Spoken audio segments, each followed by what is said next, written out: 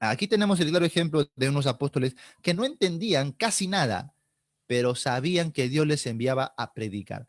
Y el evangelio ahora ya no solo va a tener una connotación de reino, porque cuando ellos pensaban en reino, pensaban en algo geográfico, pensaban en un reino político, pensaban en un reino territorial, ¿no? Con su castillo, con sus muros cerrados, y así concebían el reino. Ahora el reino va a ser más bien visto en una manera muy personal, porque se va a depositar en la persona de Cristo, ya no en un territorio, ya no en una ciudad, ¿no? Ya no en tierras, en muros, ¿cómo se llama? En castillos, sino ahora en una persona. De manera que más adelante Jesús le dice, ustedes esperan el reino y no saben que he aquí ya está el reino con ustedes, refiriéndose a su misma persona, ¿no?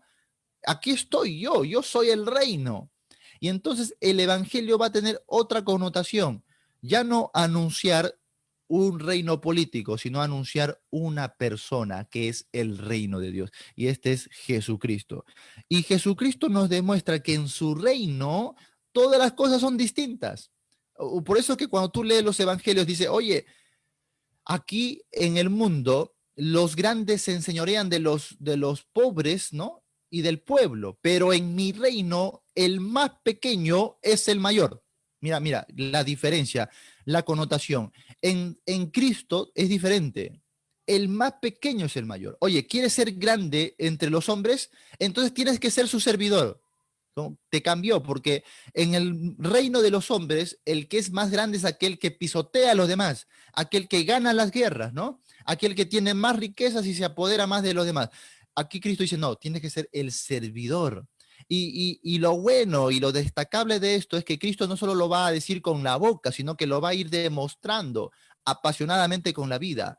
Va a servir incansablemente a los hombres que sabemos que en estatus, en poder, en posición, son mucho menores que Cristo, pero sin embargo Él está ahí sirviendo porque su reino es distinto. Su reino, como Él mismo lo dijo después, no es de este mundo, ¿no? Mi reino no es de este mundo. Es un reino celestial, es un reino espiritual, es un reino de justicia, es un reino de paz, es un reino de amor. Y entonces vas a ir viendo ahí cómo va cambiando las connotaciones en cuanto al reino, porque el Señor Jesús comienza a decir, habéis escuchado esto, mas yo os digo, siempre tiene autoridad. Por esto que dice que la gente se maravillaba de su doctrina porque no les enseñaba como los fariseos y escribas, sino como que quien tiene autoridad, ¿no? Ojo, algunos por ahí han puesto el énfasis de el buen ejemplo de Jesús para su autoridad y eso está muy bien, ¿sí? Pero cuando la gente decía que enseñaba con autoridad, en ese mismo instante, en ese mismo contexto, se están refiriendo a la forma autónoma, a la forma, a la prerrogativa que él tenía para usar mandamientos específicos, al decir yo os mando, a esa autoridad se defendía, se referían ellos, ¿no? Porque cuando los fariseos o los escribas enseñaban la ley, tenían que decir el Señor dice, ¿no? Acá dice, la escritura dice, pero Jesús decía yo os digo. Entonces, esto era lo maravilloso, porque nadie enseñaba así, con autoridad personal. Y ahí vemos, obviamente, el carácter de Cristo, sus atributos y su gloria. Porque aunque está sirviendo, no está negando su autoridad en ningún momento, ¿no? Así que ahí hay que tener en cuenta ese detalle. Cuando Jesús enseñaba con autoridad, es porque él estaba ejerciendo esa autoridad en sus palabras. Ahora, no hay duda de lo siguiente, no hay duda de lo siguiente, que Jesús también tenía autoridad y su autoridad venía de su ejemplo de servicio. Hermanos, en el ministerio podemos ejercer dos tipos de liderazgo. Uno es liderazgo por posición y otro es liderazgo por influencia. Ambos son principios, hermanos, bíblicos. ¿Sí? Jesús habló de los líderes que se enseñorean de los pueblos y de las naciones, pero él dijo, en mi reino no será así. Entonces tenemos dos tipos de liderazgo. El liderazgo según el mundo es un liderazgo por posición. Eso quiere decir que ejercemos una jerarquía, un señorío, ¿sí? Por un título que hemos recibido. Ahora traduzcamos eso a la iglesia. ¿Cómo la iglesia a veces practica esto? Cuando el liderazgo se basa en cargos, en ministerios, ¿sí? En títulos, en posiciones. Y hay muchos que quieren servir por posición. No hacen nada si es que no le dan un cargo o una función en el ministerio. Y si no te dan el cargo de líder, de director, de superintendente, de diácono, de anciano, entonces no sirvo, ¿no? Y encima dicen, en esta iglesia no me dan oportunidad. ¿A qué se refieren con la oportunidad? ¿Se refieren al servicio o se refieren a la posición? No, es que yo quiero ser director de alabanzas. No, es que yo quiero ser predicador, quiero subir al púlpito. Y estamos pensando en la posición más que en el servicio. Y por eso decimos, o muchos dicen, no hay oportunidad aquí, no me la dan. Pero hermanos, la oportunidad de servir en el Evangelio está a cada paso que usted da. El servicio no depende de una posición, pero lamentablemente la iglesia de hoy más funciona como una organización empresarial que como el cuerpo de Cristo.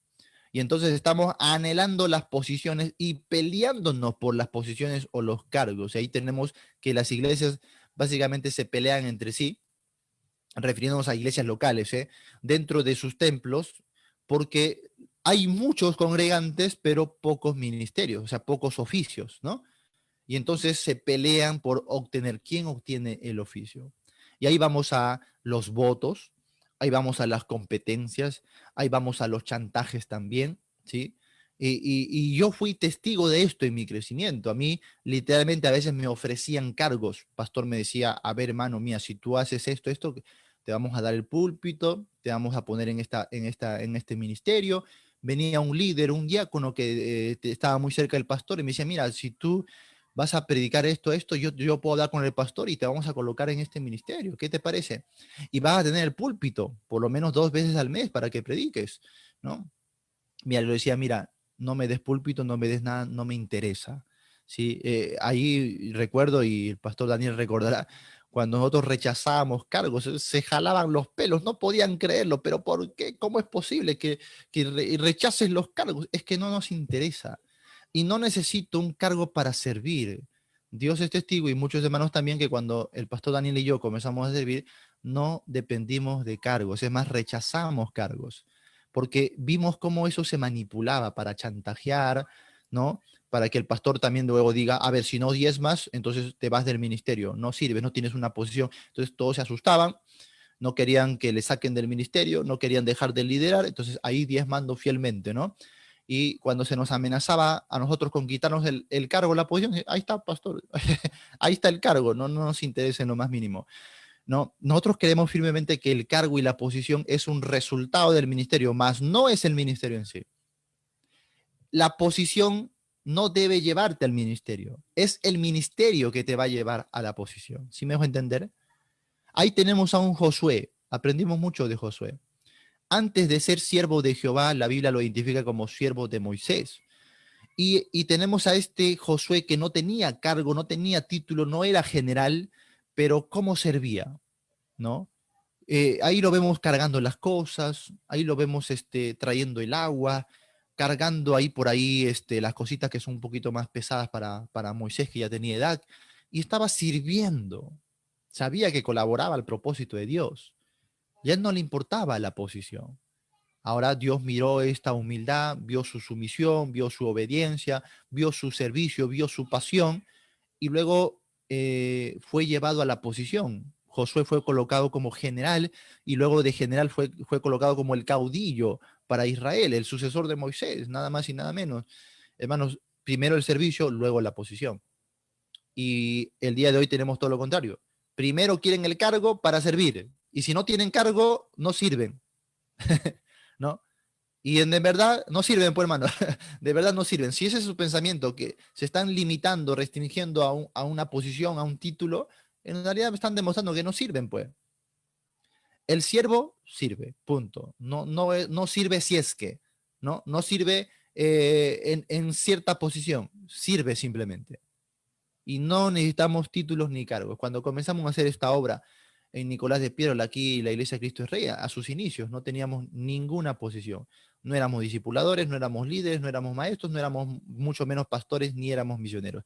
Simplemente veníamos a cumplir el encargo del Señor, la gran comisión, hacer discípulos, nada más, hacer discípulos. Es más, fuimos muy, muy específicos con nuestros hermanos en los primeros tiempos al decirles, hermanos, no somos pastores, por si acaso. ¿Mm?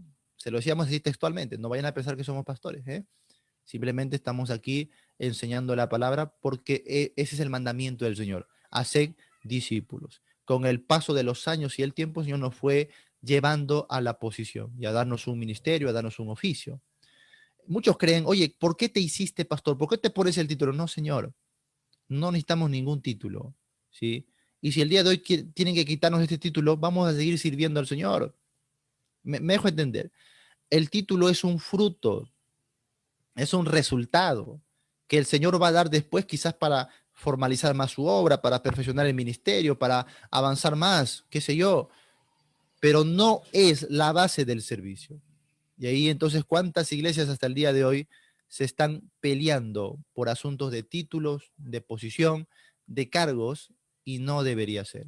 Y aquí tenemos al siervo admirable, nada más y nada menos que al Señor Jesucristo, el Todopoderoso, el gran yo soy, el guerrero, el príncipe de los secretos del Señor, hermanos, el victorioso que está sirviendo de una manera abnegada en el ministerio. Pero no lo hace a partir de títulos. ¿Qué título tenía Jesús aquí? ¿Qué posición tenía? ¿Era rey? ¿Era príncipe? ¿Era sacerdote? ¿Qué posición tenía Cristo? ¿Qué cargo tenía? Ninguno, ¿no? Ninguno. Era un ciudadano más. Y en este tiempo ser un ciudadano ahí implicaba necesariamente ser un esclavo también, ¿no? Y él se rebajó a menos que eso porque sirvió no a los señores, sino sirvió a los mismos esclavos, ¿no?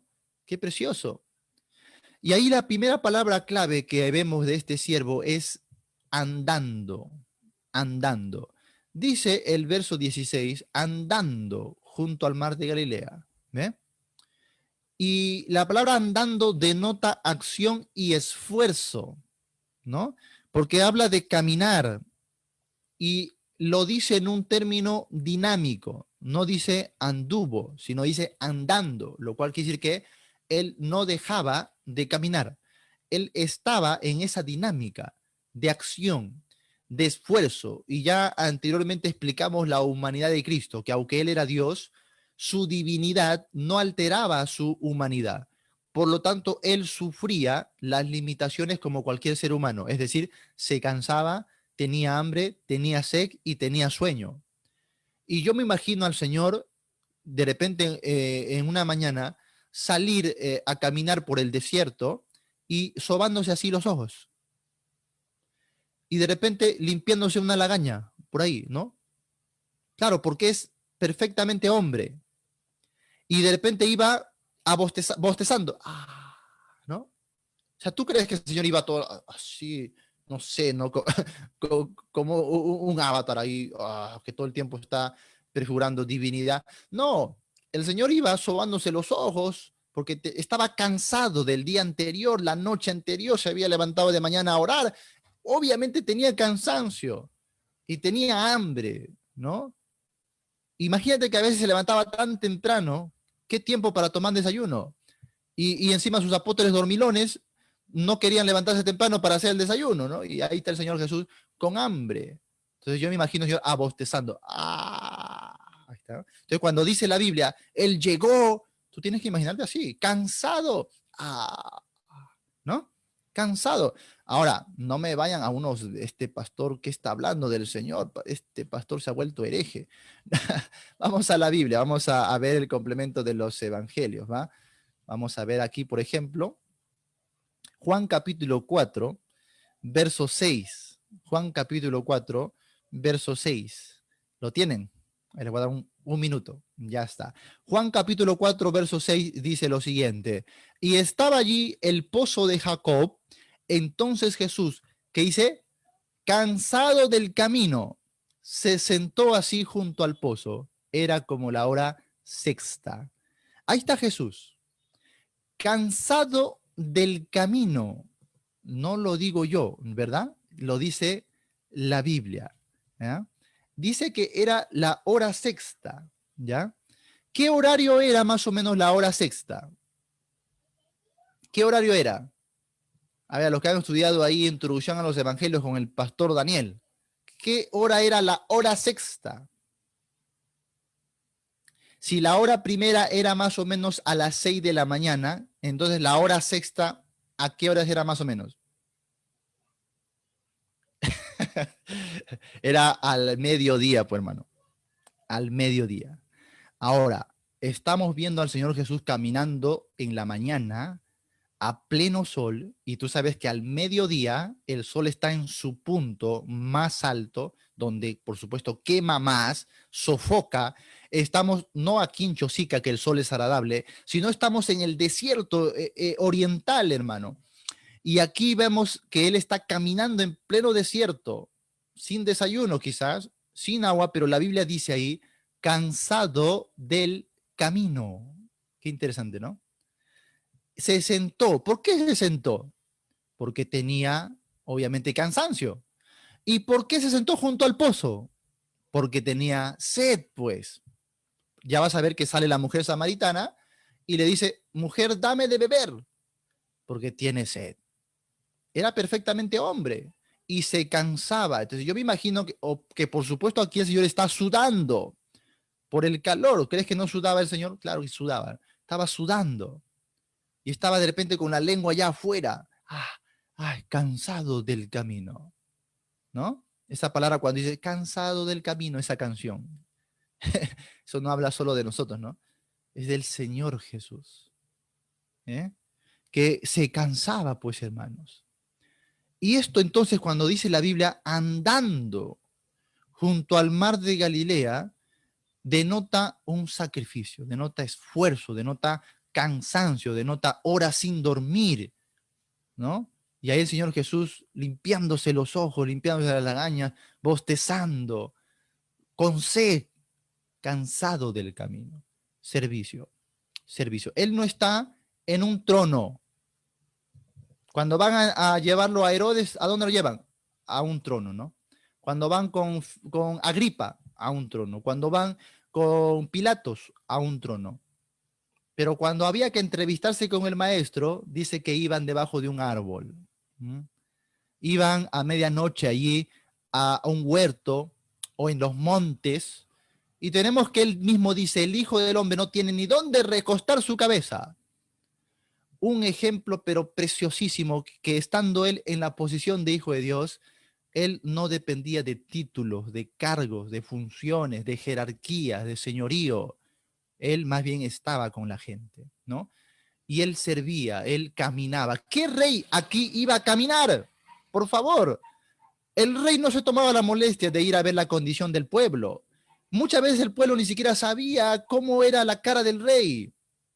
No iba a caminar entre ellos, no los iba a buscar, menos a las aldeas. A la justa, si salía a la ciudad, no salía a las aldeas. Jesús recorría las aldeas. Y te imaginas los pies de Jesús. ¿Te imaginas las sandalias? Ojo que no había zapatillas Nike ahí, ¿no? Había unas sandalias hechas artesanalmente, de repente muy, muy incómodas con las piedras ahí y la arena, imagínate. Y así Jesús recorría las aldeas. ¿Qué rey lo iba a hacer esto? Y si acaso el rey salía, era cargado más bien en hombros este rey, ¿no? Los hombres tenían que cargarlo. ¿Qué se va a cansar el rey? Tenía su agüita, tenía su sombrilla, sus esclavos le daban aire. Ay, qué lindo ser rey, ¿no? En el reino de Cristo no.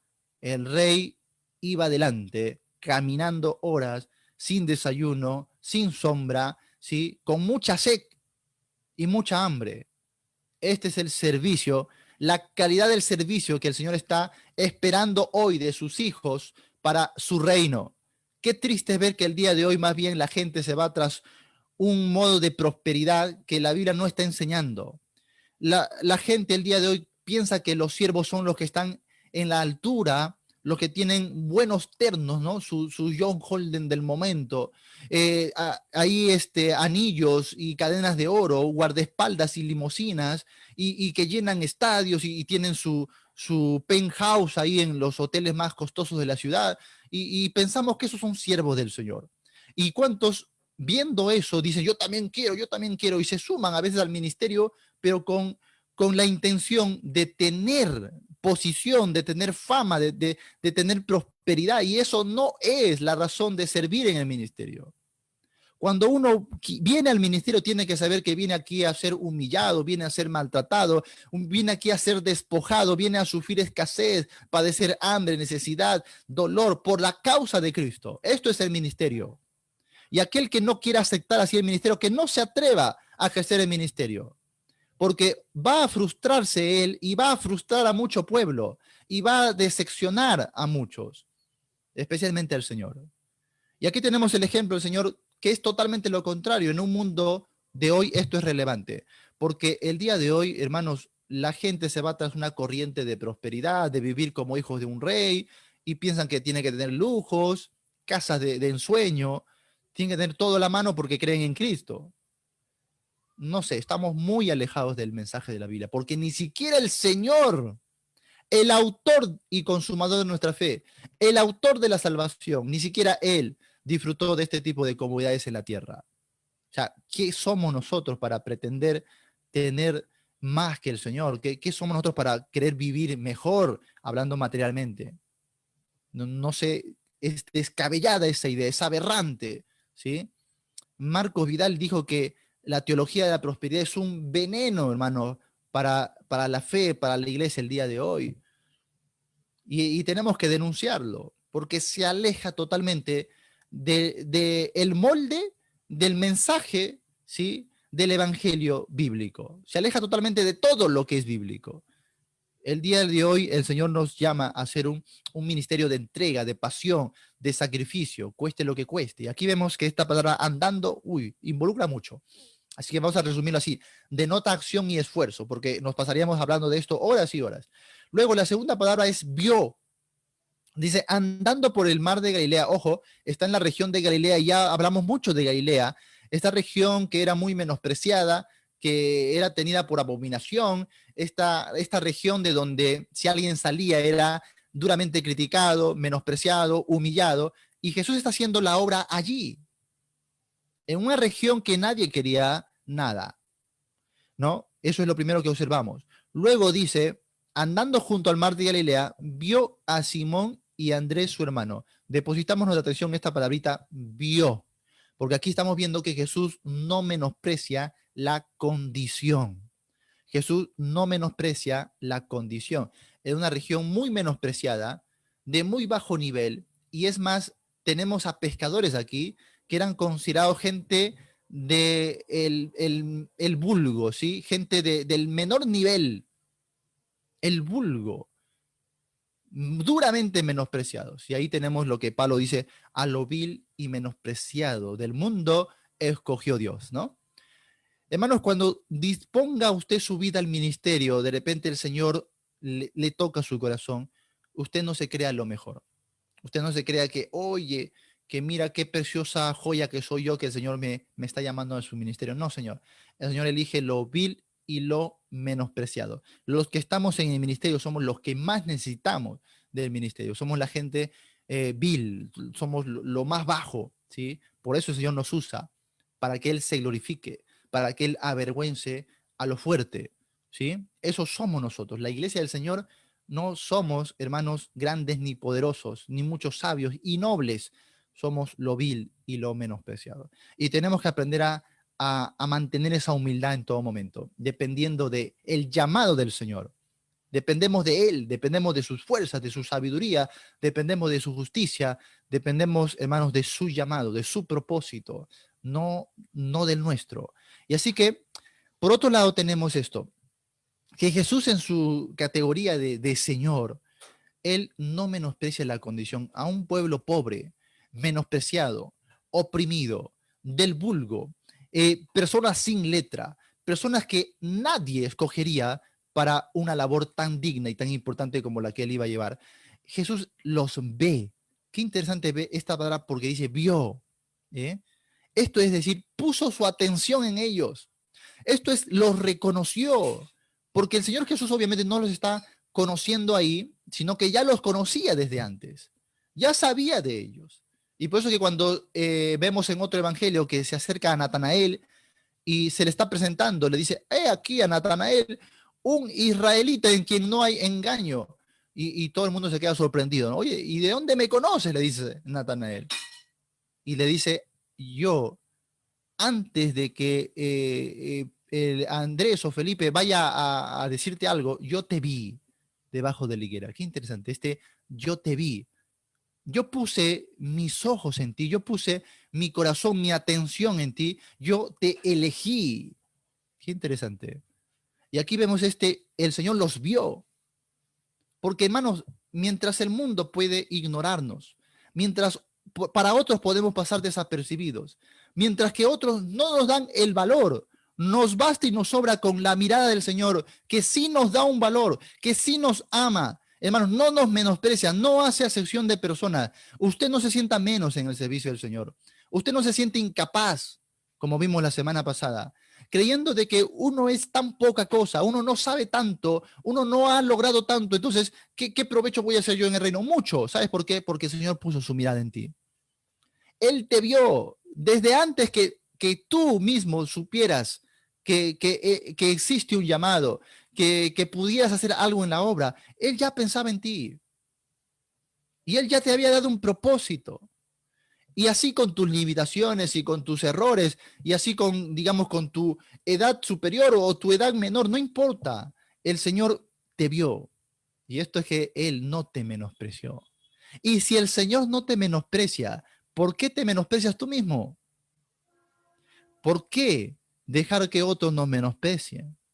Ahí tenemos al apóstol Pablo diciéndole a Timoteo, ninguno te menosprecie. Y recalcándolo otra vez a Tito, nadie te menosprecie. ¿Por qué?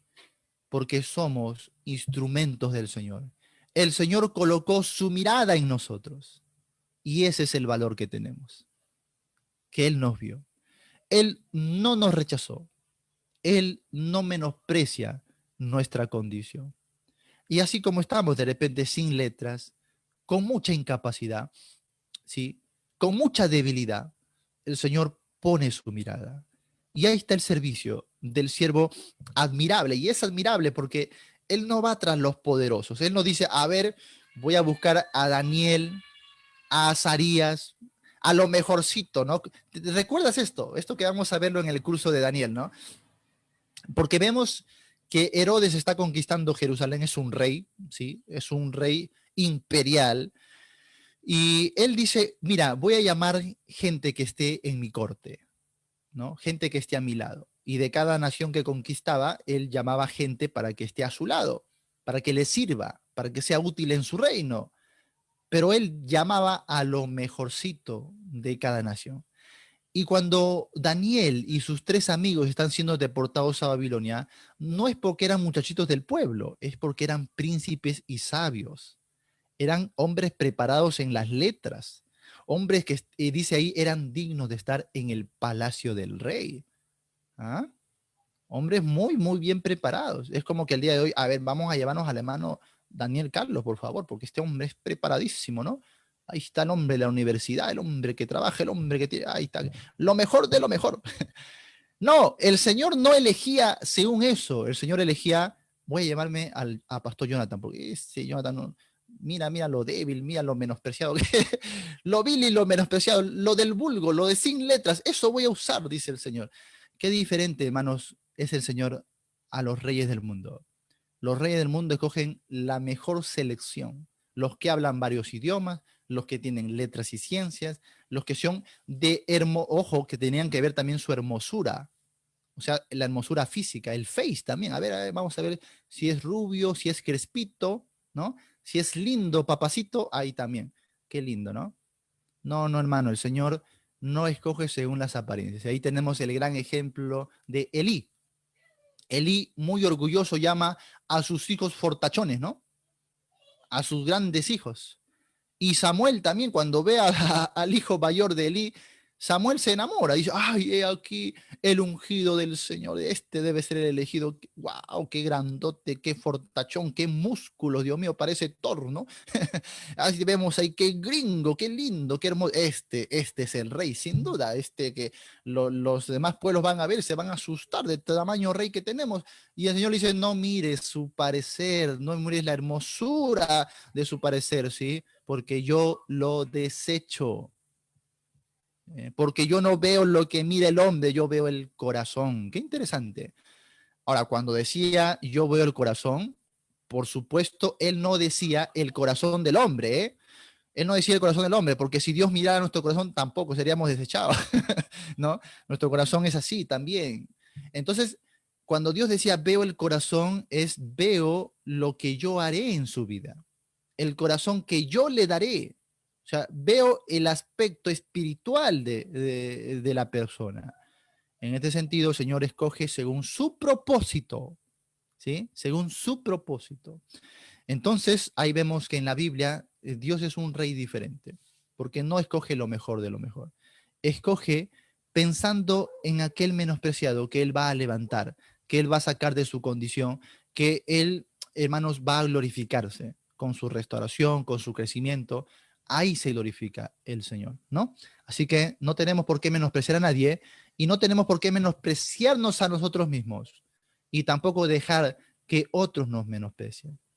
Todos, hermanos, somos instrumentos muy útiles en las manos del Señor. El valor que tenemos es que el Señor nos vio, puso su mirada en nosotros y esos ojos, por supuesto, son de gracia, ¿no? De gracia, de bondad y de amor. La tercera palabra clave era, eran pescadores. En los versos que estamos leyendo dice, vio a Simón y a Andrés, su hermano, que echaban la red en el mar porque eran pescadores. Qué interesante. ¿Por qué hay que aclarar esto? ¿Por qué simplemente no dice, mira, los vio que a Simón y Andrés que eran pescadores, punto? ¿Se entendía, sí o no? O también, ¿por qué no dijo, vio a Simón y Andrés, su hermano, que echaban la red en el mar y ya está, se acabó, se entiende? Porque dice, echaban la red en el mar porque eran pescadores. Pero ¿qué más van a hacer si están echando la red en el mar? No tiene esto mucho sentido, ¿no? ¿Por qué esta redundancia? Si están echando la red en el mar, necesariamente son pescadores. Bueno, hay cosas ahí complementarias que el autor quiere que entendamos. Número uno, son pescadores de oficio, es decir, son profesionales en su labor, ¿sí? Están dedicados de cuerpo y alma a eso, han recibido el oficio de sus padres, ¿no? Entonces, a eso se refiere con son pescadores. Y que echaban la red en el mar quiere decir que eran pescadores diligentes, que eran pescadores activos, que estaban en la labor, ¿sí? Porque uno podía recibir el oficio, el título, y sin embargo estar con brazos cruzados, ¿no? Y estar ahí de repente holgazaneando o simplemente hacer las cosas a medias. O sea, yo creo que el autor aquí quiere resaltar de que eran buenos pescadores, eran entregados a su servicio, eran apasionados en lo que hacían, ¿sí?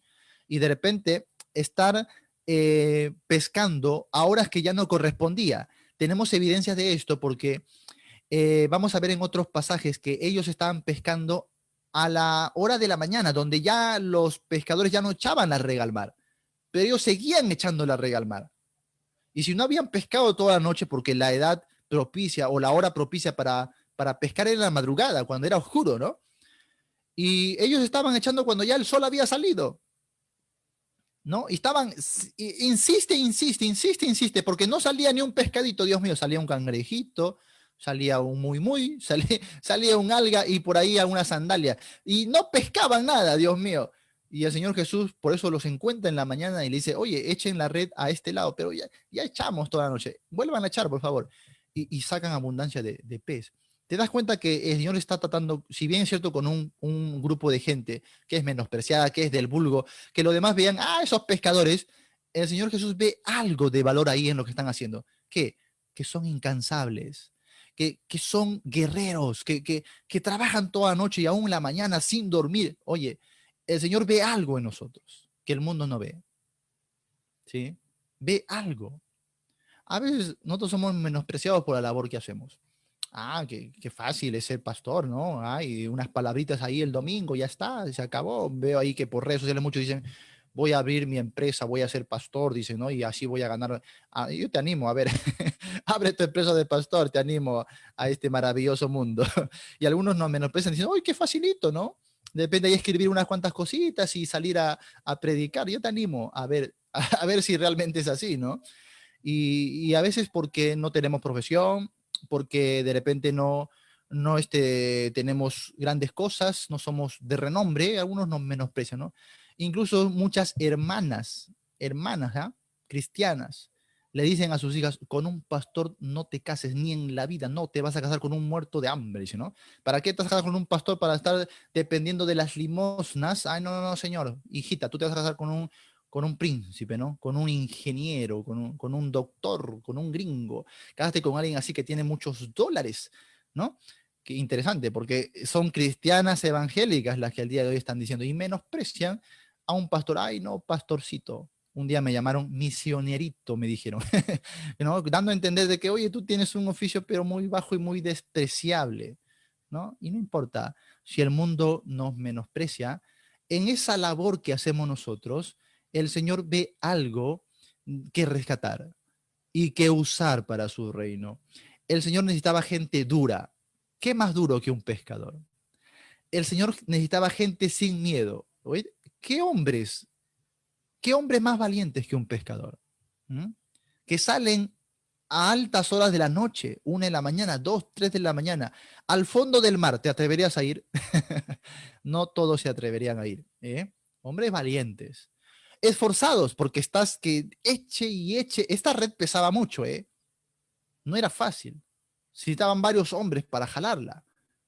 Y estar en este ejercicio la noche entera, estar sin desayuno, estar con sed, ojo, estás rodeado de agua y tienes sed, porque no puedes tomarte el agua salada, ¿no? Es un trabajo incansable. El mundo lo ve, ay, como este trabajo del vulgo, ¿sí? Este trabajo que no sirve para nada. Pero el Señor ve algo ahí. Oye, yo necesito esta gente.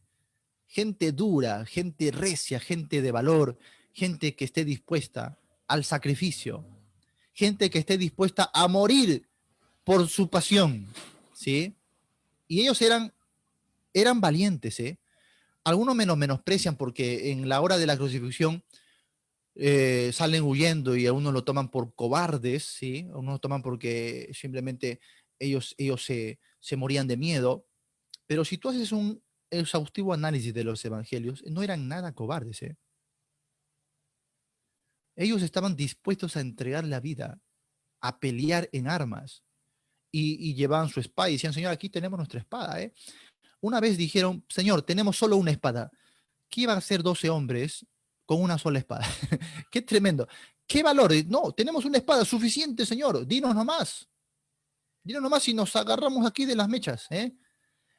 Y se enfrentaban nada más y nada menos que a soldados, ¿eh? No eran nada cobardes.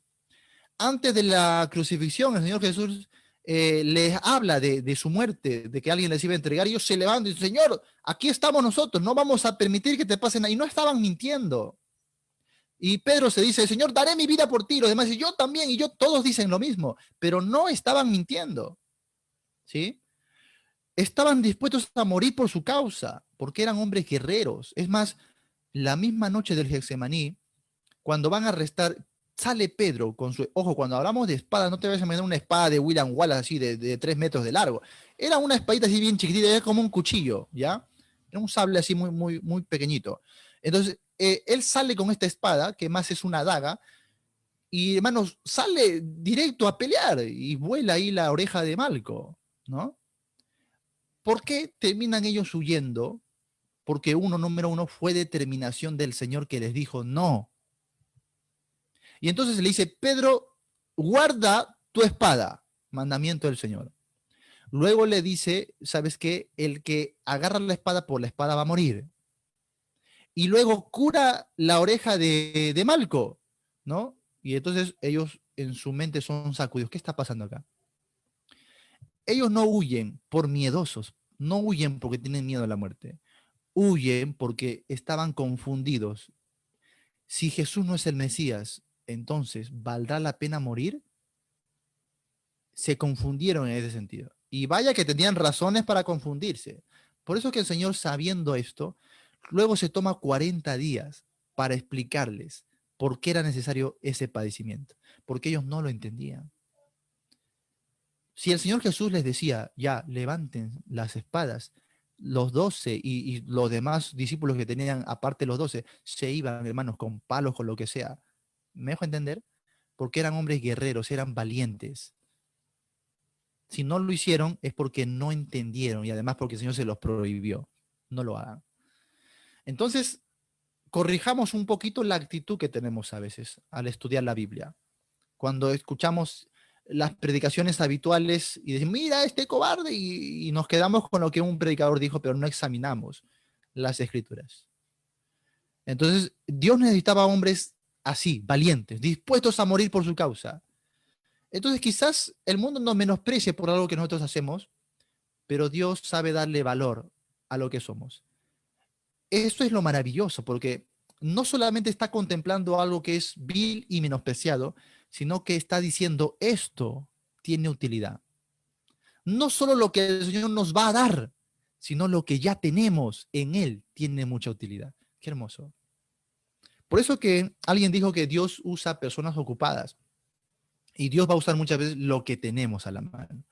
Qué interesante que cuando Dios llama a Moisés, y Moisés dice, pero Señor, yo no sé hablar, yo no tengo nada, yo no soy nada, yo ya dejé el principado, soy simplemente un pastor de ovejas. No sé, ¿cómo voy a yo a liderar a tan grande pueblo? ¿Cómo los voy a sacar de lo que en ese tiempo constituía el imperio del mundo, el ejército más poderoso del mundo? ¿Cómo voy a hacer eso? Y el Señor Jesús, perdón, el Señor Jehová le dice, ¿qué tienes en tu mano? Qué interesante, ¿no? No le dice, ve con mi poder, ve porque yo te voy a dar. Le dice, ¿qué tienes en tu mano? Qué interesante, ¿no? Ah, Señor, tengo mi báculo. Bueno, ahí está, eso vas a usar. Y el Señor no solo está contemplando lo que nos dará, sino lo que ya tenemos. Eso que tú mismo menosprecias a veces, ¿no? Pero yo tengo tan poquito, yo sé tan poquito. Bueno, eso va a usar el Señor. Mira, luego tenemos a David. David no recibió la onda y las piedras en el momento que va a pelear con él. Él ya usaba estos elementos desde mucho antes. Ya lo tenía en sus manos, ya sabía usarlo. ¿Era diestro en la onda o no? Ahora el Señor no le dijo, ah, estás con la onda. No, no, te voy a dar una flecha, un arco y una flecha. De alto alcance del momento, estos que disparan tres, tres saetas al mismo tiempo. No, no, no. Tu misma ondita con tu piedrita, eso lo voy a usar. Eso que sabes hacer, eso lo voy a volver útil en tus manos. Y ahí tenemos a un Andrés llevándole a Jesús a un niño que tenía en sus manos algunos panes y unos pocos pececillos. Y el Señor Jesús dice, no te preocupes, que yo voy aquí a sacar del pasto un manjar, voy a traer los mejores chefs. No, no, el Señor Jesús, bueno, esto que tienes aquí, esto vamos a usar. ¿Me dejo entender? El Señor no solamente va a usar lo que nos dará, sino lo que ya sabemos hacer, lo que ya tenemos a la mano. Porque todo eso, antes de que siquiera lo supiéramos, el Señor ya nos estaba capacitando.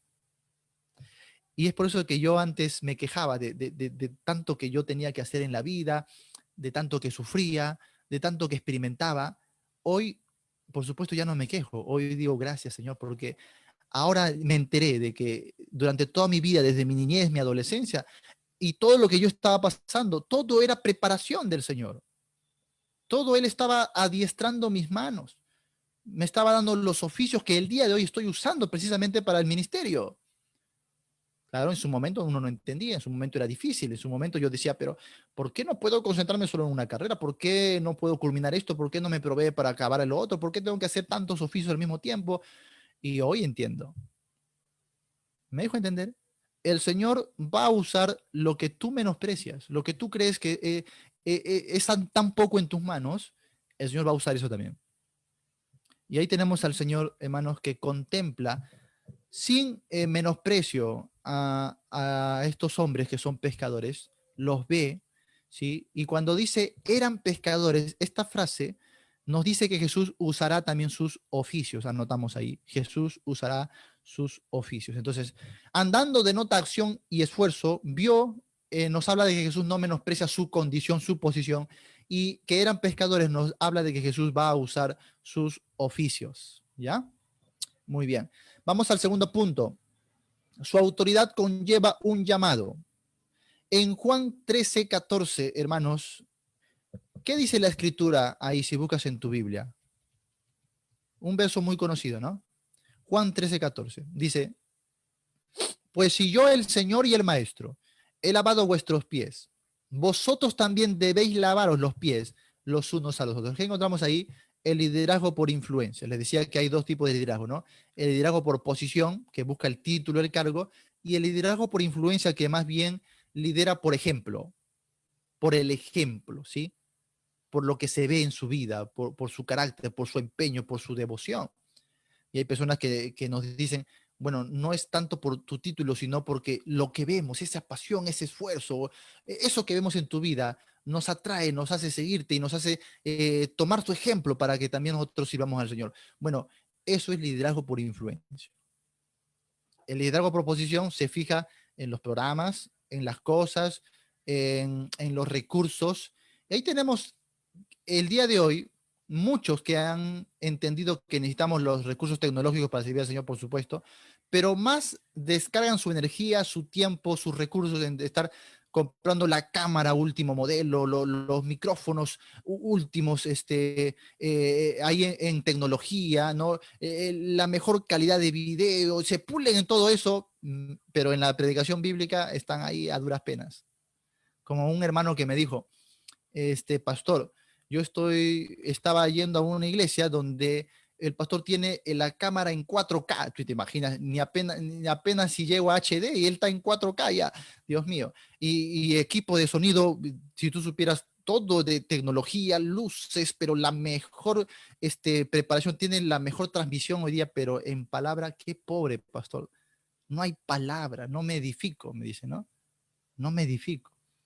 Entonces, aquí el pastor apenas pobremente estamos yendo con nuestro celular, apenas con el audio, con el error del internet, con todo esto, pero ahí estamos porque recibimos palabras del Señor. Hermano, entiende que necesitamos el día de hoy un liderazgo por influencia. Busquemos primero, hermano, ser ejemplos. Busquemos aprender del maestro, como él lo hacía, ¿no? Él servía desde la influencia, no desde la posición. Y luego cuando pasamos a este segundo punto, que la autoridad del Señor demanda un llamado, ¿sí? Conlleva un llamado. Porque Él está ahora diciendo, venid, y luego yo os haré pescadores de hombres. Está ejerciendo una autoridad y por lo tanto hace un llamado, porque tiene la autoridad. Luego va a decir, toda potestad me es dada y los va a enviar a una gran comisión que se nos ha sido luego legada a nosotros. Marcos capítulo 3, vamos allá a buscar un ratito al capítulo 3 y vamos a ver el verso 14, ¿sí? Marcos capítulo 3, verso 14.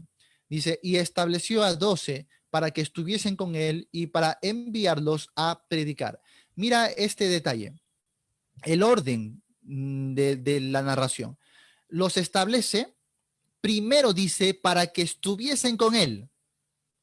Cercanía, relación con el maestro, ¿sí? Primero es para que estén con él. Luego dice, para enviarlos a qué? A predicar. El orden correcto es para que estén con Cristo y luego para enviarlos a predicar. Esta es la idea de el escritor durante todo su libro. Y esto es lo que también se va a ver aquí en este primer capítulo. Se va a mantener esta hilación y esta primero para que estuviesen con él y después para enviarlos a predicar. De manera que nuestra capacitación, nuestro poder, nuestra influencia, nuestra autoridad depende de nuestra cercanía con Cristo. Depende de estar a sus pies, ¿sí? Aprendiendo con actitud de humildad, de humillación. Y entonces el Señor nos capacita y nos comisiona para servir luego a otros. El orden siempre será primero a los pies del maestro, luego a predicar, luego a hacer. Muchos quieren primero predicar, muchos quieren primero la posición, muchos quieren primero ser enviados, después para estar a los pies del maestro. Al revés, ¿no? Y a veces ni siquiera llegar a los pies del maestro, lo quieren hacer por sí mismos. Y eso es un error. Así que volvamos ahí al capítulo 1 y vamos a ver esto de la autoridad que conlleva un llamado. Primero vamos a ver esta frase que dice, venid en pos de mí.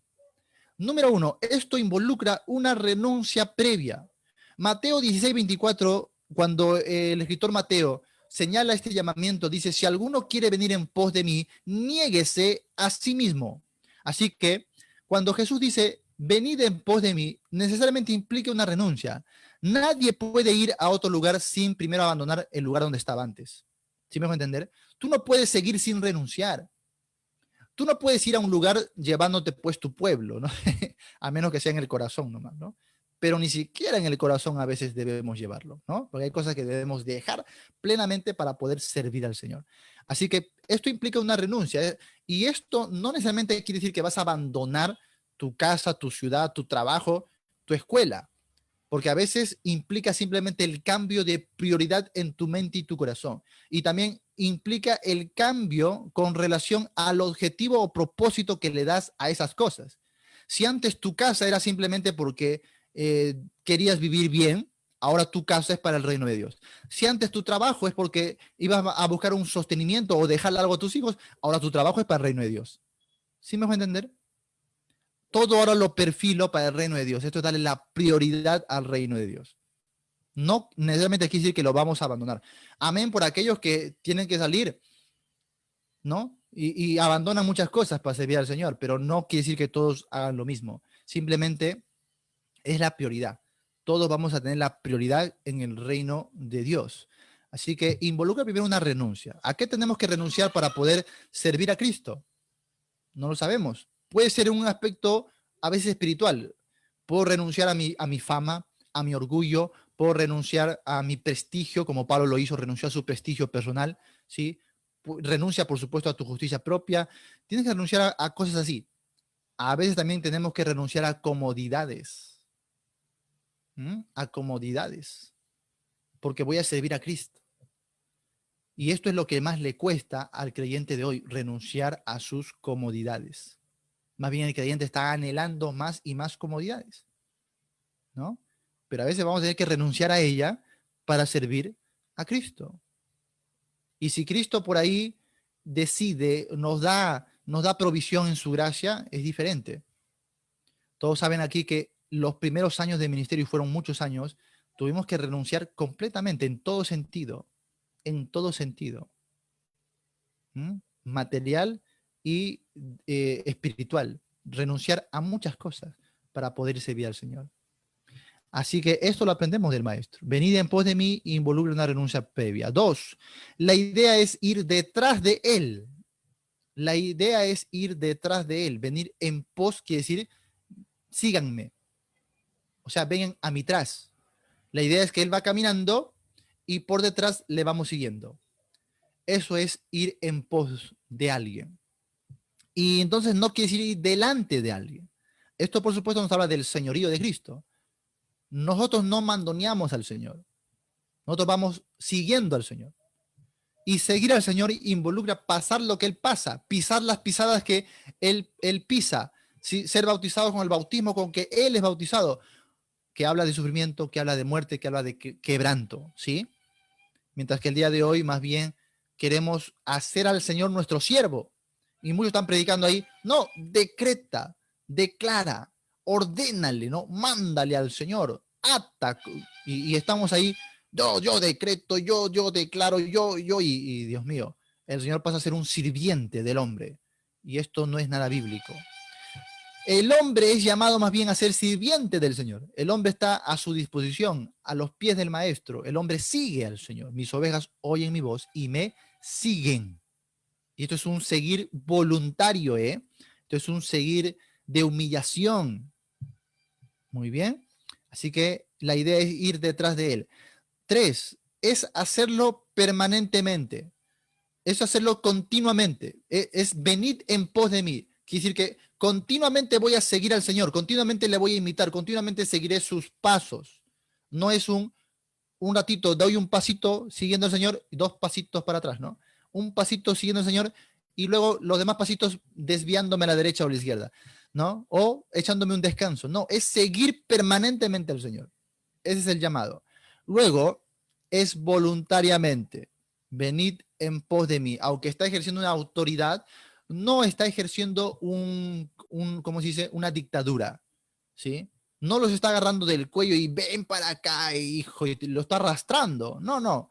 Él manda soberanamente, venid en pos de mí y sigue su camino. ¿Qué tienen que hacer los demás? Seguir voluntariamente. Es una obediencia por adoración, por reconocer qué es el Señor, quién es Él. Ahora, recordemos que a esta altura Jesús ya tenía más de un año de ministerio, ¿eh? O sea, ya Jesús había alcanzado fama, ya ellos sabían quién era el Señor, sabían su identidad, no lo están conociendo recién. Entonces, al conocer al Señor, saber lo que sabían de Él, ¿no? Ellos simplemente dejan todo por seguirle. Es una renuncia voluntaria. Muy bien. Ahora vamos a ver la otra frase que dice, y haré que seáis pescadores de hombres. Número uno, esto involucra una preparación y una transformación, porque el Señor dice, haré, haré. Esto habla de una preparación, o sea, no es que vengan y ya sean pescadores de hombres, no, o ya lo son, no. Yo haré de ustedes pescadores de hombres, ¿no? Esto habla de una transformación, por supuesto, porque no solamente van a recibir un oficio, sino que el Señor los hará pescadores. Esto es una transformación, ¿no? Y vemos ahí la palabra haré denota que esta transformación, este cambio que van a sufrir ellos, está en las manos del Señor, está en las manos del maestro. Es como entrar al taller del maestro y él hace de nosotros nuevos instrumentos útiles para que él mismo los use. Así que la preparación y transformación no depende del hombre, no depende de ti ni de mí. El Señor dice, yo haré de ustedes pescadores de hombres, ¿no? Involucra entonces una preparación y una transformación antes de que el Señor pueda usarnos previamente. Ahora, es cierto que durante nuestra preparación el Señor ya nos va a ir usando. Por ejemplo, los discípulos, mientras iban siendo discipulados, preparados por el Señor, para lo que Él mañana más tarde iba a tener para ellos, no estaban ociosos, sino que el Señor les hacía servir, les hacía tocar las puertas, les hacía bautizar, les hacía repartir la comida. ¿Sí me dejo entender? Entonces vamos a ir sirviendo a medida que vamos siendo preparados. Pero obviamente algún día llegaremos a la plenitud de esa preparación para que el Señor nos use en aquello que nos quiera usar. Todo obviamente hablando del reino de Cristo, ¿no? Así que, hermanos, debemos poner mucha diligencia en nuestra preparación, ¿eh? El Señor nos va a formar, pero ahí está nuestro esfuerzo en la gracia, poner diligencia, hacer la inversión necesaria para prepararnos en el servicio. Número dos, esto haré pescadores de hombres denota también un carácter, porque dice, haré que seáis, qué interesante. La manera en que Marcos narra a veces las frases que usa, las palabras, cómo las combina o las conjuga, es interesante. Porque si bien él no va a poner mucho detalle en la narración, la forma en narrar las cosas nos habla de mucha enseñanza. Porque aquí va a decir, haré que seáis. Ojo, no dice, voy a hacer que pesquen, sino voy a hacer que sean pescadores.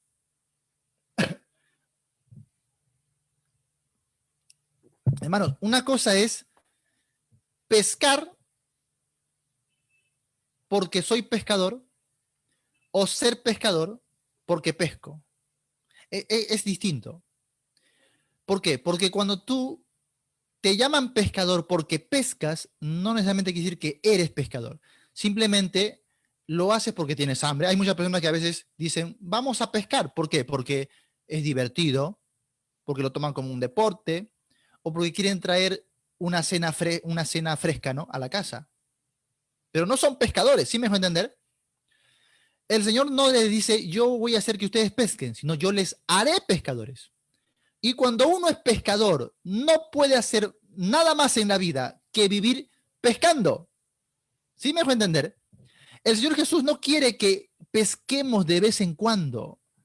El Señor no quiere que hagamos de esto un mero entretenimiento o algo que de repente se dé por etapas, por programas, porque a veces la iglesia se acostumbró a pescar, o sea, a evangelizar, solamente cuando hay un llamado del pastor, cuando hay un programa establecido, tal día de evangelismo, ahí estamos, tal día vamos a ir a pescar, decimos, ¿no? Bueno, esos son pescadores por ocasiones, pues. El Señor lo que quiere hacer de nosotros es que seamos pescadores. Y cuando somos pescadores, hermanos, es distinto porque no puedo vivir sin pescar. No importa si ese día mi alacena está llena de pescado, igual me voy a pescar. ¿Sí me dejo entender? No importa si ese día estamos gorditos porque hemos comido mucho, voy a pescar. No importa si el mercado ya está abarrotado de muchos vendedores, voy a pescar. ¿Por qué? Porque soy pescador. ¿Sí me dejo entender? Yo haré que ustedes sean pescadores. Qué interesante la letra de Marcos Vidal. Aquí lo tengo. Marcos Vidal, cuando escribe esta canción que se llama precisamente Soy pescador, dice: yo soy pescador, no me pidas que me quede a descansar, no me hables del calor ni del hogar, no pongas la mesa, que yo soy pescador y el sentido de mi vida está en el mar. No sé nada de la noche en la ciudad, no me interesa, solo entiendo yo el lenguaje de la luna. Si el vaivén de las olas me acunan y si hay peces en el mar, yo tengo que salir a pescar. Qué interesante. Y me gusta la parte en la que dice, por ejemplo, vamos a ver aquí, cuando dice, yo estoy aquí, se me juzga por salir a navegar, por ser terco, temerario y no esperar cuando hay tormenta, por intentar seguir el impulso que me quema el corazón, que ha llegado hasta convertirse en mi obsesión y que me alienta. Esto es las palabras del apóstol Pablo en 1 Corintios 9, cuando dice, ay de mí si yo no anunciar el evangelio, porque me es impuesta necesidad. Este impulso que me quema en el corazón, hermano, Dios quiere hacer de ti un pescador.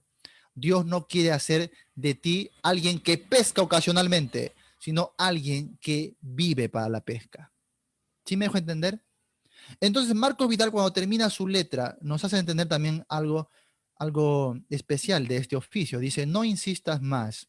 Sé que voy ensangrentado y es normal, de que el cielo llueven piedras de cristal y a veces cortan. No sufras más por mí, no estoy débil ni acabado, no estoy mal. Y si tengo el pelo blanco es por la sal.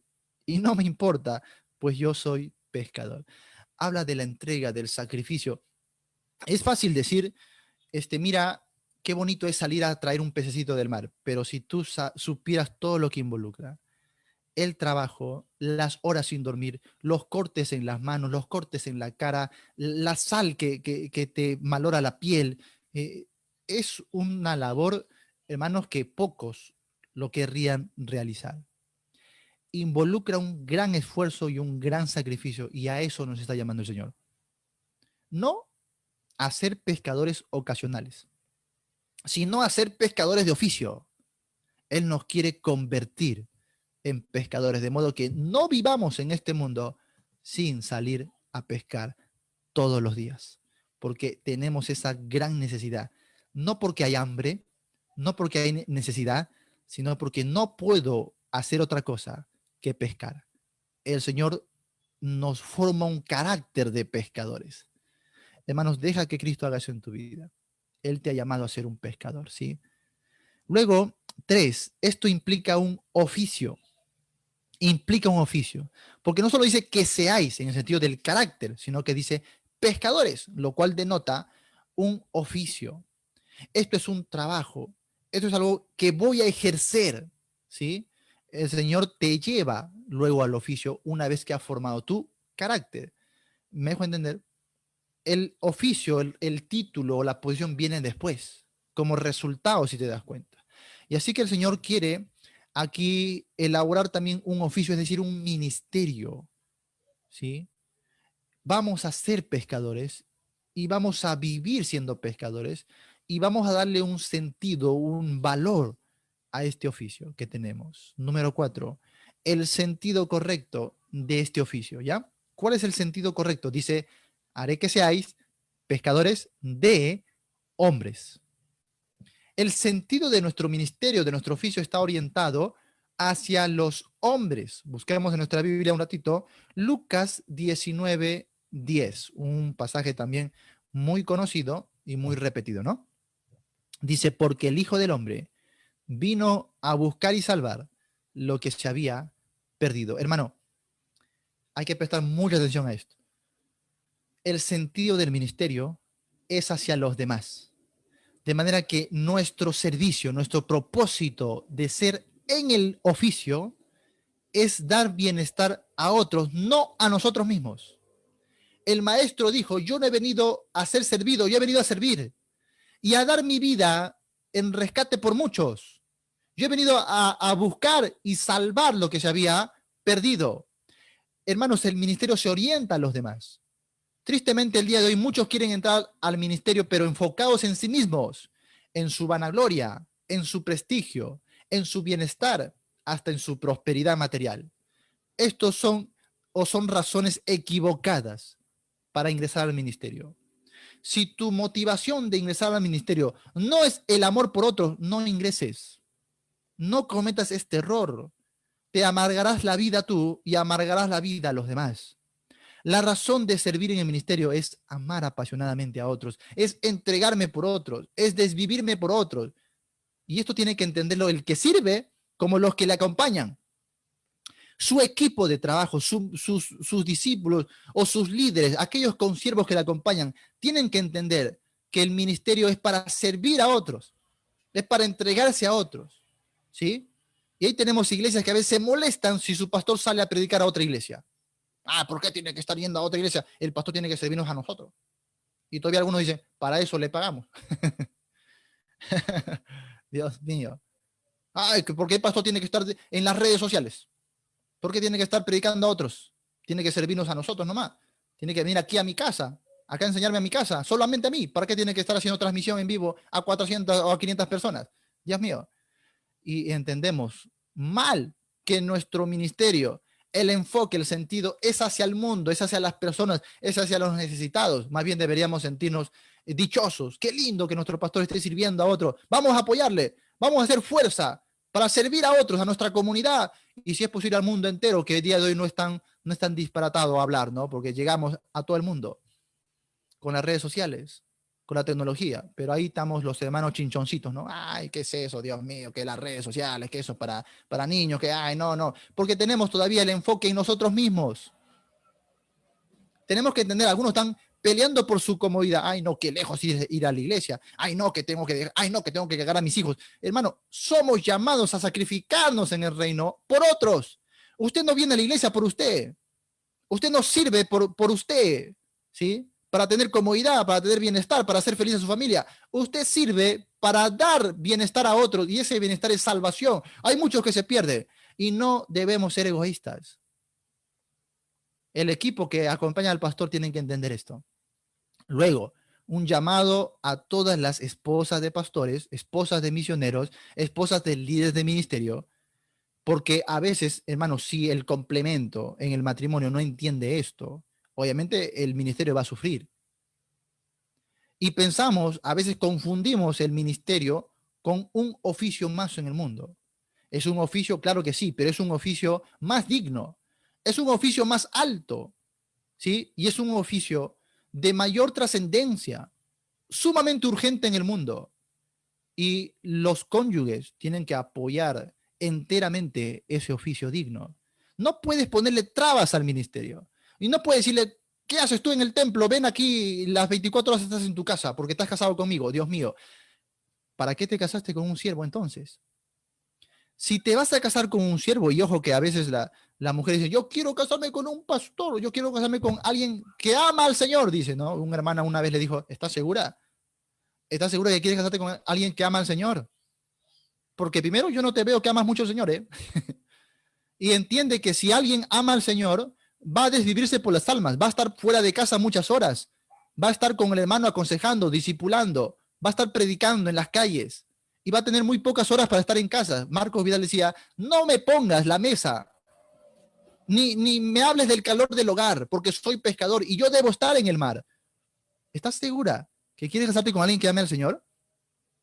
Porque si tú no amas al Señor en igual medida, lo vas a hacer infeliz y vas a amargarte tú la vida. Amar al Señor implica desvivirse en la obra del Señor. Yo no entiendo cómo el día de hoy muchos, incluso pastores, están apoyando el hecho de que no, sí hay que ser medidos, solamente el domingo ir al templo, ahí servimos y el resto ya abocarse a su familia. Dios mío, hermano, somos llamados a consagrarnos por completo al servicio, con hijos, con esposos, con casas, con todo lo que tenemos. Todo es para el Señor. No podemos como segmentizar la obra del Señor. No podemos tomarlo por horarios. Y a veces es necesario madrugar por servir al Señor. Y dormir pocas horas, ¿sí? Y el cónyuge que está a mi lado, y los hijos también, porque a veces el problema con los hijos, ¿no? Los hijos que son jóvenes, ya son grandecitos, y están arrastrando a sus padres, no los dejan servir, los están celando, les están robando horas, en vez de que apoyen a su padre. Qué bueno mi padre, ¿cómo sirve al Señor? Papá, ¿qué puedo hacer? ¿Cómo te puedo apoyar? Hoy que estamos con la tecnología, los jóvenes que saben más de tecnología, papá, ¿cómo te voy a apoyar? En vez de eso, ¿cuántos hijos están más bien haciéndole la vida de cuadritos a sus padres, que son siervos del Señor? Arrastrándolos, ¿no? Y diciendo, no, ¿qué hay de nosotros? Sirves a otros, pero ¿por qué nosotros? Y están en detalles de celos y tristemente a veces los mismos hermanos, los mismos siervos han dado cabida a esto. En vez de ponerles en su sitio, tantos a esos hijos y esos cónyuges y decirle, oye, ¿tú eres hijo de Dios o no? ¿O tú eres siervo de Dios o no? ¿Cómo vas a renegar porque el siervo esté sirviendo? ¿Cómo vas a, hermanos, a renegar porque él esté dando su vida por otros? Al contrario, ese debe ser tu alegría, tu gozo. Qué hermoso, hermanos, me impactó el tremendo ejemplo de Jim Elliot y sus 4 amigos consiervos estadounidenses, hermanos, que fueron a la selva de Ecuador, no muy lejano de nuestra época, hace poco nada más. Investígalo en internet si no sabes de ellos. 5 misioneros, ¿sabes? Se fueron con sus esposas y con sus hijos, dejando toda su comodidad. Se internaron en la selva, una selva virgen, tribus que no habían sido alcanzados ni por la sociedad, pero ellos tenían la pasión del evangelio y no iban a descansar, sino hasta ganarlos para Cristo. Y ahí tenemos a sus hijos viendo la entrega de sus padres. Ahí tenemos a sus esposas apoyando la entrega de esos siervos. En una cantidad de tiempo que ellos estaban, que insisten, logran hacer contacto con una de las tribus de los Aucas, las tribus que eran más despiadadas, más sanguinarias, las tribus que devoraban a sus enemigos, ¿sí? Estas tribus estaban en guerras por años. Y cuando ellos logran hacer contacto con ellos, el primer día que hicieron contactos, fueron muertos a lanzas, hermanos. Murieron con lanzas atravesados en sus pechos. Y teniendo ellos a la mano escopetas con las que pudieron haberse defendido, no lo hicieron. ¿Tú crees que no pensaron en sus hijos? ¿Crees que no pensaron en sus esposas y en sus casas? ¿Crees que no pensaron en sus familiares? Sí, pero más digno era dar la vida por el reino de Cristo. Y que estos hombres, hermanos, eran peces que necesitaban ser atraídos para el maestro y dieron su vida. Ese día, hermanos, parece que terminó el ministerio para ellos. Parece que terminó la vida para ellos. Con sacrificio, dejando huérfanos, ¿sí? Dejando hogares. Pero los resultados se vieron después. Porque a raíz de este testimonio, parece mentira, hermano, pero las esposas no volvieron a sus casas. Las esposas continuaron la labor. Los hijos, hermanos, siguiendo el ejemplo de sus padres, hoy son también misioneros, siervos del Señor. Y lograron ganar esas tribus para Cristo. Años más adelante, 20 años más adelante, más o menos, el hijo de uno de los misioneros estaba yendo con el jefe de la tribu que mataron a su papá, saliendo a ganar otras tribus para Cristo. Y luego los llevó a otros países como testimonio de la gracia del Señor. Qué precioso. Estos son pescadores que mueren por su causa, que mueren apasionadamente. Y qué hermoso, porque usted ha leído el libro Portales de Esplendor, le animo a leerlo. El libro Portales de Esplendor tiene por título Jim Elliot, pero en realidad lo escribió su esposa. Porque su esposa tomó las memorias de él y él cuenta todo este testimonio de lo que ellos habían pasado, con fotos incluso. Precioso libro. Y ahí está la esposa, apoyando el sacrificio de su esposo hasta el último minuto, sabiendo que sus vidas, su matrimonio, su hogar, sus hijos, son para el reino de Cristo. Qué triste el día de hoy ver generaciones de esposas que impiden el ministerio, de hijos que impiden el ministerio, de esposos mismos que impiden el ministerio en sus esposas. ¿Sí? Qué triste. En vez de apoyarnos y decir, este hogar va a ser para Cristo. Este hogar va a ser un centro de preparación, un ejemplo de influencia para ser ganadores de almas. Entonces, hermanos, quisiera el día de mañana, no sé si el Señor me permita verlo con mis ojos, pero quisiera que si mi hija va a servir al Señor, el primer ejemplo de ese servicio lo vea en mí. Y quisiera que un día ella se entregue apasionadamente al reino de Cristo y a la obra misionera, a ganar almas, porque lo vio en su padre y lo vio en su madre, ¿sí? Y nos vio sin escatimar nada para el Señor. Como dijo Pablo en Hechos 20:24, ni estimo preciosa mi vida para mí mismo, con tal que acabe la obra del Señor, el ministerio que recibí del Señor. Hermanos, somos llamados a ser pescadores, a asumir un oficio, pero recuerda, el sentido de ese servicio no es usted mismo. El sentido de nuestro ministerio está orientado a las personas. Estamos llamados a sacrificarnos por las personas. Y si me van a quitar esto, de vivir por las personas, quítenme la vida, porque no quiero hacer otra cosa en el mundo, sino que vivir por las personas. Aunque eso implique la renuncia a lo mío propio. Debemos servir con el corazón de Cristo. Cristo decía, cuando miraba a las masas, tengo compasión de ellas, porque las veo como ovejas que no tienen pastor. ¿Usted tiene compasión de la gente? ¿Usted las ve como ovejas sin pastor? Si esto no está en nuestros corazones, hermanos, preocupémonos, porque el Señor nos ha llamado a asumir un oficio de por vida. Somos pescadores. Y hay que asumir esto con entrega y con mucho valor. Así que el día de hoy les hago un llamado con toda humildad y con mucho amor a recapacitar sobre nuestros propios caminos, sobre nuestros propios pensamientos y corazones, cada uno, cómo está entregando su servicio a Cristo y a los demás.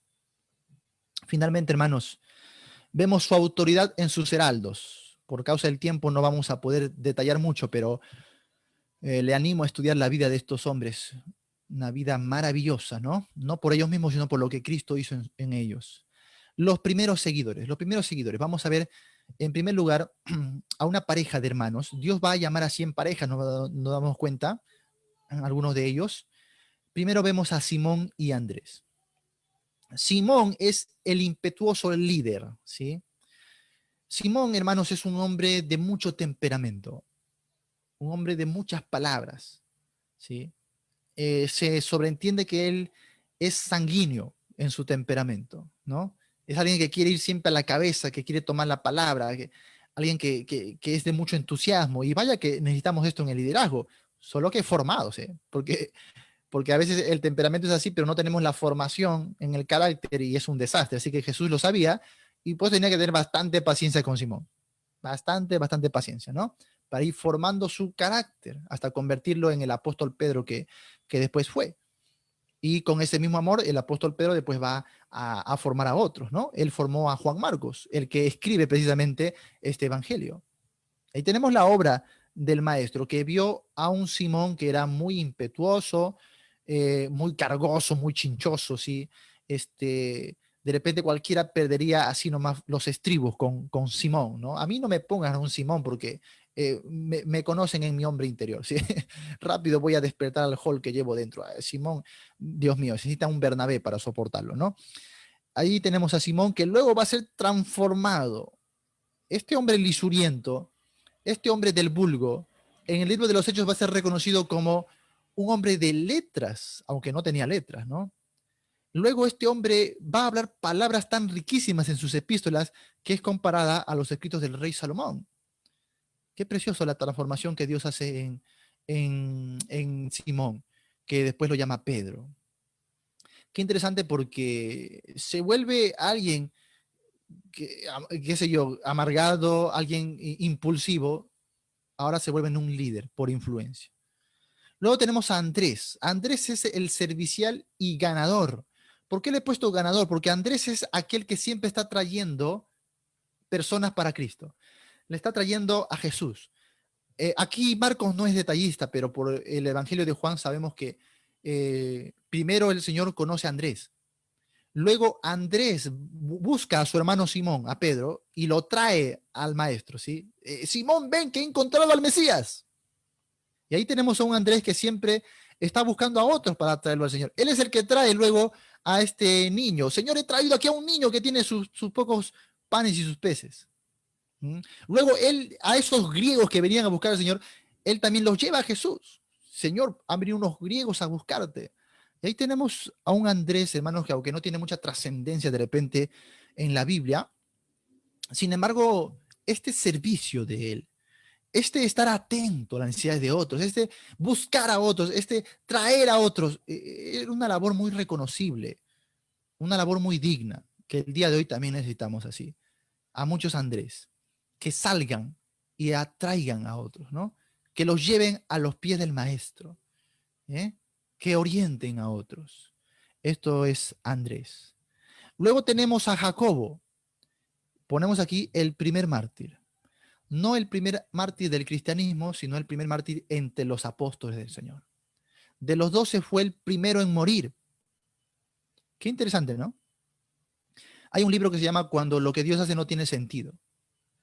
Y en ese libro se cuentan muchos testimonios actuales también, modernos, de personas que, por ejemplo, se prepararon mucho, dejaron sus carreras de médicos, se fueron a un seminario, se prepararon mucho para servir al Señor, dejaron su tierra, su comodidad, su familia, se fueron a África, se fueron a Oriente a servir y el primer día que llegaron los mataron, ¿no? Y murieron.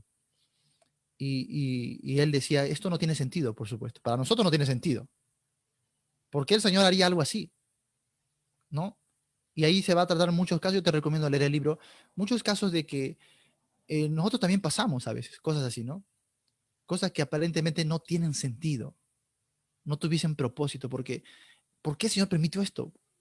¿Por qué murió tal persona? Yo a veces me pregunto eso, a veces me pregunto eso. Hace poco teníamos el ejemplo de Alejandro Matos. Yo lo había conocido por esos años de juventud, cuando yo fui a un campamento en Cañete, para el campamento de Padres de Vida. 3 años seguidos lo había visto a él sirviendo abnegadamente ahí. Su padre era el director y él estaba sirviendo. Estaba en el segundo año del seminario en Monte, allá en Argentina, cuando él pierde la vida, a los 19 años de edad. Ahí yo estaba recién consagrándome a Cristo y él a sus 19 años de edad ya estaba sirviendo a Cristo. Y yo en uno de esos campamentos estaba ante la fogata diciendo, Señor, te voy a entregar mi vida, quiero servirte. Y llegué a una dinámica de mitad de año y me enteré de la muerte de él. Y su papá en esa ocasión es el que estaba dando la predicación en esa dinámica. Predicó día a día la palabra, aun cuando estaba fresco el dolor por la muerte de su hijo. Yo decía, ¿qué entrega, Señor? Cuando él concluye de predicar, no pudimos evitar, todos salimos al frente a abrazarlo y todos con lágrimas en los ojos. Qué bendición. Y yo decía, Señor, él estaba preparándose para servirte, tenía tanto potencial. Cuando yo vi el video de su vida, derramaba lágrimas porque hacía tanto para la obra del Señor y tenía tanto potencial. Y decía, Señor, no entiendo, no entiendo. Si yo habría de elegir a alguien para que se vaya, yo le dije, me hubiese llevado a mí. Yo tengo una vida fracasada, no sé nada, no tengo preparación, no soy útil, pero él te está sirviendo, no tiene esto sentido. ¿Por qué te lo llevas? Y me recuerdo que me impactó muchísimo, pero luego entendí que ese impacto en la vida de este muchachito que dio tanto para la obra del Señor, me impulsó a mí, y así como me impulsó a mí, impulsó a cientos en tantos países para que sirvan también al Señor. A veces no entendemos los propósitos del Señor. No entendemos lo que el Señor está haciendo. No parece tener sentido. Quizás más adelante lo vamos a entender. Y ahí tenemos a Jacobo, uno de los apóstoles que murió prematuramente. Bueno, para nosotros es prematuramente, para el Señor fue en su tiempo. El rey Herodes lo manda a matar y no tenemos más trascendencia de él en el libro de los Hechos ni en la Biblia. No dejó una epístola. La epístola de Santiago de Jacobo no es de él, no es del apóstol, es de Santiago, el hermano del Señor. Y uno se preguntaría, entonces, ¿por qué lo eligió de apóstol? Simplemente para levantarse y morir. No, no parece tener sentido. Ahora, curiosamente, su hermano, que es el siguiente, número 4, Juan, fue el último en partir. Qué curioso. Su hermano, recuerda que, mira, tenemos una entrevista de la madre de estos hermanos con el Señor Jesús, porque estos hermanos estaban pidiendo algo. Y ellos usaron la técnica de los católicos. ¿Cuál es la técnica de los católicos? Recurrir a la madre, ¿no? Si la madre le pide, esto va a ser más cumplido. Y entonces ellos, bueno, mamá, por favor, queremos sentarnos a la derecha y a la izquierda del Señor, ¿no? Queremos sentarnos. Hola, hijita. Hablando de padre y de madre. Ya, papá, Dios te bendiga, hijita. Muy bien. Ahora sí, vaya con manita. Muy bien. Hablando de padre, está mi hijita que le toca dar su abrazo. Muy bien. Entonces estamos hablando de la mamá de Juan y de Jacobo, ¿sí? Hombres, hermanos, que me parece que eran bastante engreídos, ¿eh? Porque la Biblia relata que eran hombres muy, muy temperamentales, muy renegones, sumamente renegones, ¿no? ¿Ha conocido usted a alguien así de renegón? ¿Alguien que sea capaz de pedir fuego del cielo para que consuma a otra persona? Estos se estallaban por cualquier cosita. Alguien que tú le saludabas, buenos días, ¿qué tienen de buenos? ¿No? Dios mío. ¿Tú te imaginas una persona así? Por eso que el Señor Jesús les puso Boanerges, que significa hijos del trueno, porque por todo tronaban ellos, ¿no? ¿Por qué me sirven primero el pan? Luego, ¿por qué me sirven último? De todo reniegan, Dios mío. Y estos hombres parece que eran muy engreídos. Por eso que van donde la mamá, mamá, por favor, pides al Señor que uno se siente a la derecha y otro se siente a la izquierda. Y qué interesante, porque esto puede ser la clave. El Señor Jesús le dice, oye, mira, a mí no es dado eso, ¿sí? Y ¿saben qué? Para que ustedes participen de este detalle, les hago una pregunta. ¿Ustedes pueden ser bautizados con el bautismo con que yo seré bautizado? ¿Ustedes pueden tomar de la copa que yo bebo? Y ellos le dicen, sí, podemos, Señor, podemos. Qué interesante, podemos. Ahora, hermanos, cuando tú estudias panorámicamente la Biblia, entiendes que hay un orden de importancia o de prioridades en el reino con referente al martirio. O sea, cuando alguien va siendo mártir, va siendo colocado en una posición primera. Entonces, cuando el Señor Jesús les dice, oye, ustedes van a tener que pasar por mi bautismo y tomar mi copa, y ellos dicen, sí podemos, sí, efectivamente lo van a pasar. Y estaba refiriéndose a la muerte, precisamente. Así que no creo que sea una casualidad de que Jacobo, uno de sus hermanos, sea el primero en morir y luego Juan sea el último en morir. Porque, hermanos, yo no lo puedo asegurar, pero sabemos que cuando el Señor Jesús establezca su reino, los apóstoles se sentarán en 12 tronos. Y estos tronos más van a parecer a la mesa redonda del rey Arturo, ¿sí? Porque el Señor va a establecer un reino de igualdad. Así que muy probablemente se cumpla esta petición. Jacobo a un lado y Juan al otro lado. Es como que el primero en morir y van muriendo los demás hasta que Juan también se posiciona en su lugar. Me parece esa la idea. No te digo que es la interpretación absoluta, pero me parece estar viendo esto en el texto. El símbolo de esta enseñanza sería que el reino, o sea, la autoridad en el reino de Cristo demanda un sacrificio. De manera que no podemos nosotros hoy pedir, querer autoridad sin sacrificio, sin sufrimiento. No es por posición. Esto tiene un costo, ¿sí? Así que esto puede ser literal en el trono celestial o puede ser simplemente simbólico. Pero ahí está el mensaje. ¿Queremos posición realmente en el reino de Cristo? Lo cual no es descabellado, porque el Señor Jesús habla de tronos, habla de reino, habla de presidir, de señorear sobre las naciones o regir con vara de... Esto lo habla también para con los creyentes. Entonces, no es descabellado, pero estamos dispuestos a asumir el costo porque involucra un gran sacrificio. Así que no sé si esa sea la clave, pero por ahí sabemos sí que Jacobo fue el primero de los apóstoles en morir y Juan fue el último en partir. Y Juan también fue conocido como el discípulo amado, ¿no? Aquel que tiene más relación íntima con el Señor, más comunión con Él, ¿no?